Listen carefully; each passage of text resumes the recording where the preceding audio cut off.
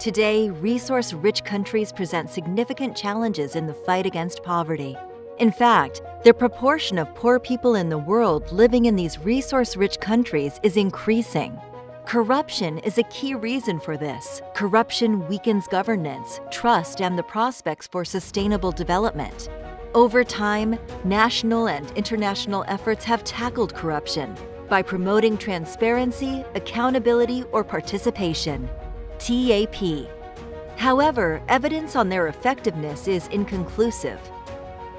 What is preventing TAP initiatives from tackling corruption more effectively? What TAP strategies work best in the natural resource space? These are the questions we, the LTRC program, addressed in the TAP Plus Approach to Anti-Corruption in the Natural Resource Value Chain, our foundational paper. We synthesized information from more than 650 publications on the effectiveness of TAP initiatives. We specifically looked at the contextual factors that contribute to the success or shortcomings of TAP interventions and how to manage them. Here is what we found. First, TAP initiatives often focus on either transparency, accountability, or participation, relying on overly simplistic theories of change. They are designed based on significant assumptions, ignoring context and political economy. This leads to implementation gaps and underperformance. Second, throughout the literature, there are 5 context dimensions that are consistently present when explaining limitations in the effectiveness of TAP initiatives. Capture, rule of law, trust and conflict, government effectiveness, and civic space and media freedom. Third, TAP initiatives seem to perform better when they complement existing efforts, tackle implementation gaps, are designed with context in mind, and contribute to building a supportive ecosystem.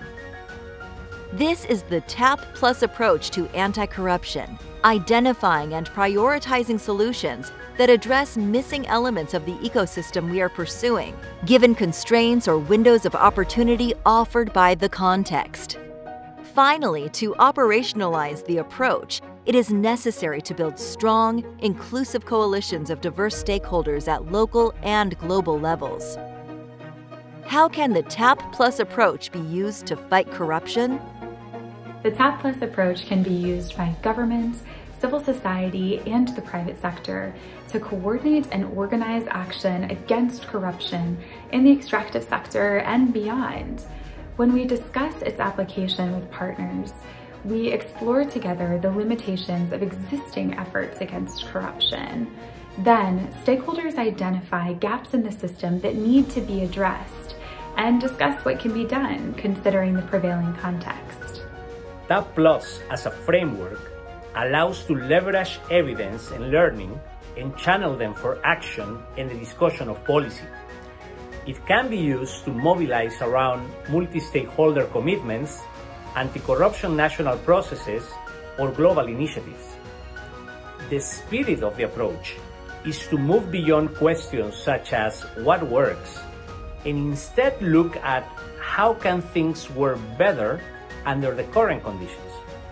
And when context is not conducive to change, how do we prepare for windows of opportunity for those reforms?